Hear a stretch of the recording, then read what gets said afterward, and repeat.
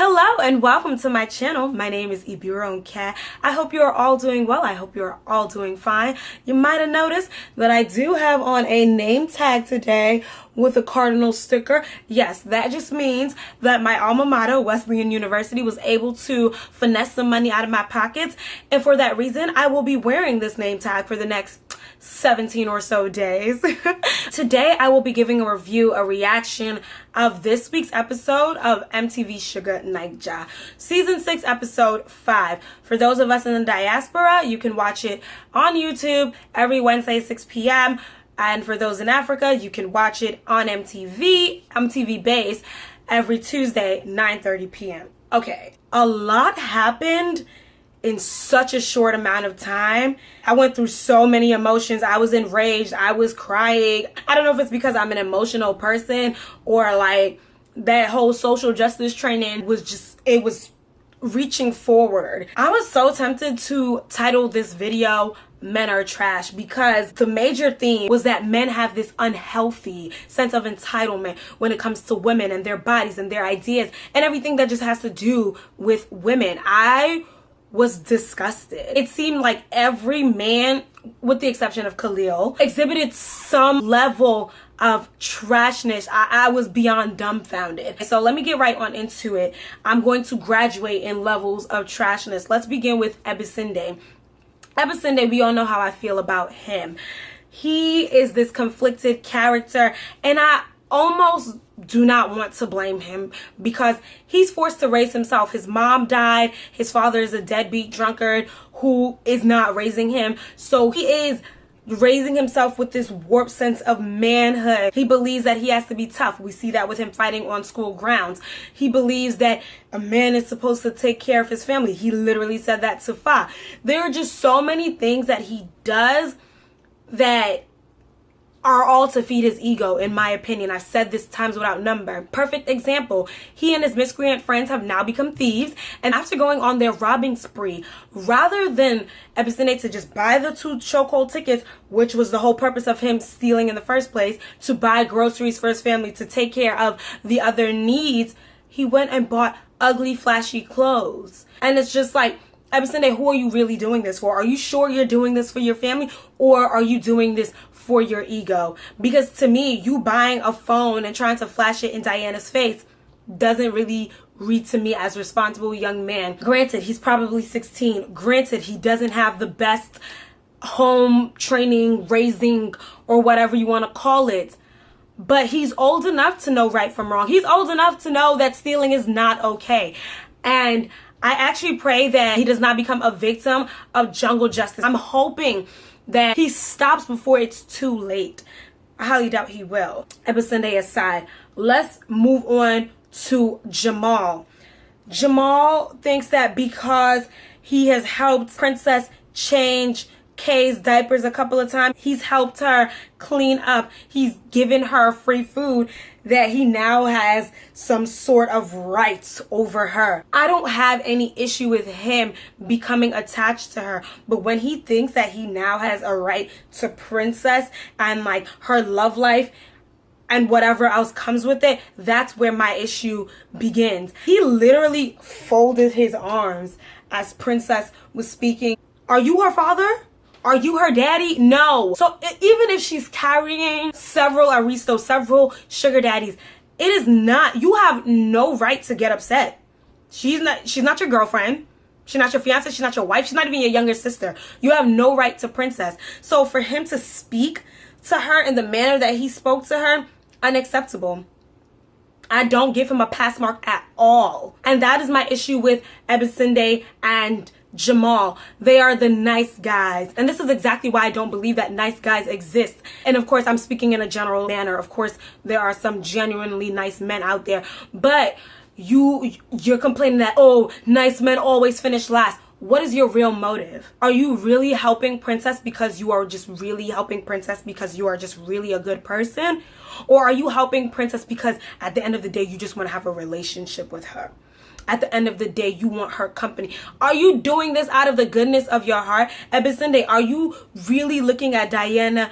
Oh, what was the exact words that he used? Are you really actually doing it because you know that Diana is a nice person and you want to be with her? Or are you doing it to say, yes, me too, I'm now dating the big girl on campus? That is exactly my issue with nice guys. Ebisende is not a nice guy, and Jamal is not a nice guy. They are just patient men who are doing the same exact things that bad guys are doing, except bad guys just reveal their motive from the jump. We all know that they're trash, and they show that from the very beginning. Next level of trashness, Toby. Okay. I don't even know how to go about this. So Khalil has been slaving for you for 1 year. That's Khalil's problem. That's Khalil's fault. And that is an issue that I have with Nigerian youth. They'd rather... Ooh, I'm going to get attacked for this. I can actually feel that. Ooh, wow. Okay, but I'm going to say it anyway. Nigerian youth would rather 2 hands in the air, one leg up, and be praising people so that they can get, ooh, I can feel Nigerian people like attacking me. But they would rather do that so that they can receive handouts rather than actually have their talents work for them. I'm not saying it's easy and that Khalil can automatically get to the place that he's getting to, but I didn't know Khalil was working for Toby for that long. It had been a year or thereabout, and you just completed a beat. Forget the fact that you were able to get Fa onto it. You just completed a beat after a year of using people's extra time in the studio, of sleeping in the studio, of being around Toby.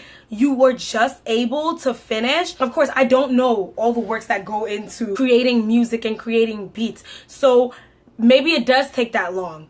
But I just cannot see myself slaving for somebody for 1 year, and he disrespects me, and he calls security on me, and he makes me wait for him for hours, and I'm just now getting a beat done. But we're not even focusing on Khalil. Back to Toby. Toby, you are trash because why are you telling Bada the details of your relationship with Fa? That is just so classless. That is just so childish. Trash. Why do you keep on allowing... I mean, everybody has a mind of their own, but why are you allowing Layla to come and just sit and watch you ignore her every night at the club?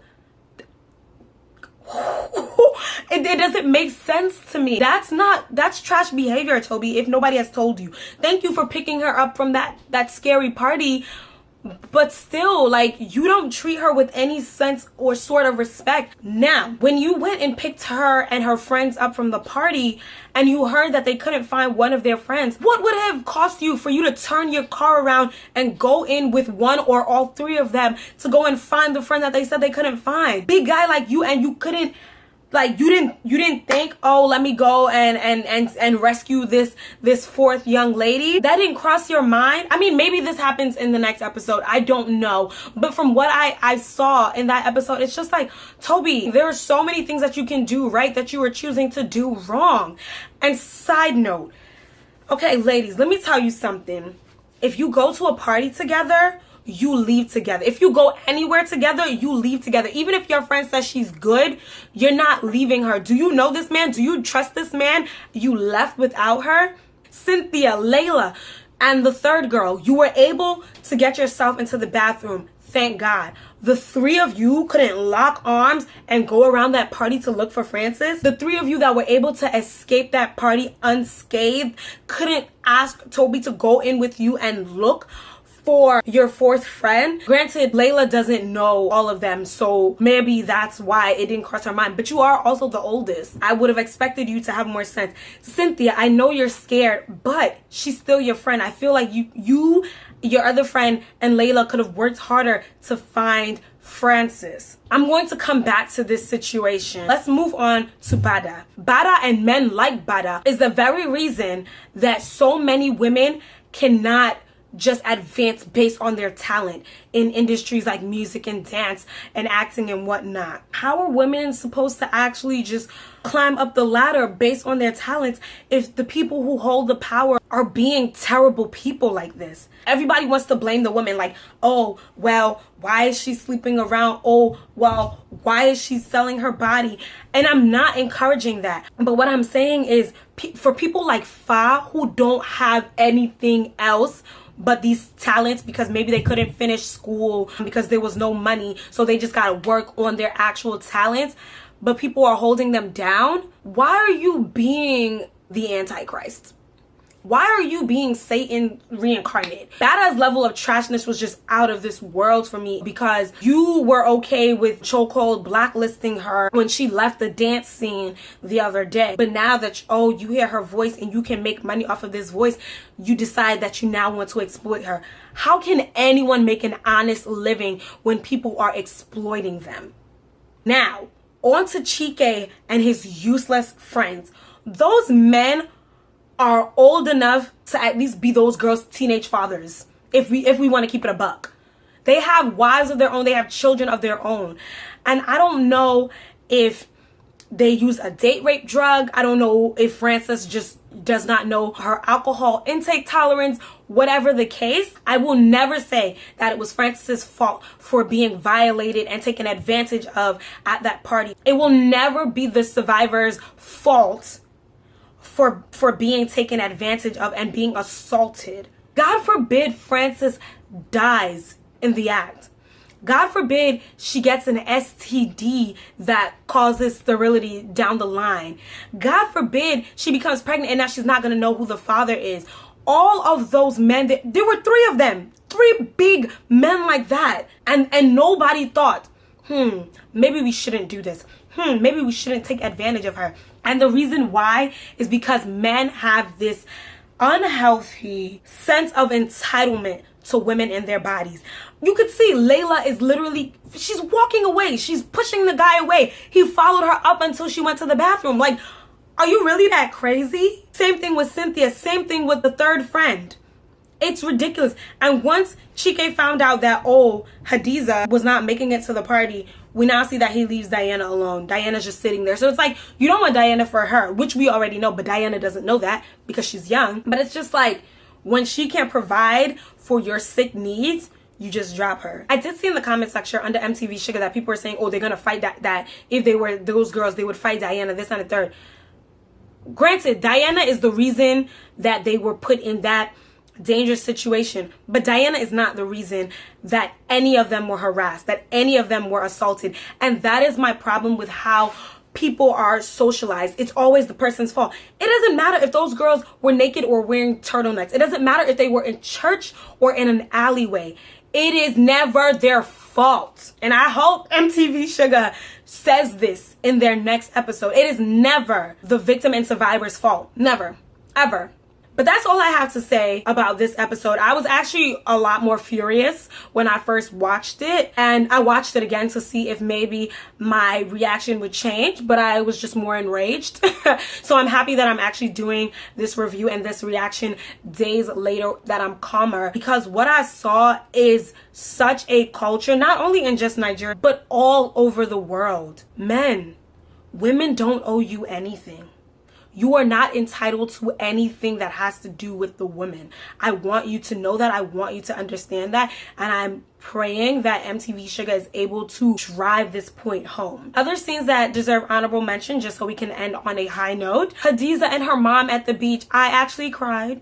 I don't know if it's because I'm just an emotional person or the acting was that good, but I did cry. The scene with Khalil and Fa, that was also touching. Hopefully Fa can work something out, pull some strings for Khalil. Everybody's outfit was on point this week. Makeup on point. I do wish that Fa would wear different wigs, but I understand that it's a part of her character. So yeah, let me know what you think in the comment section below. Wow, this actually drained me. I'm just realizing it now. Until next time, I remain your girl, Ibironka. Bye now.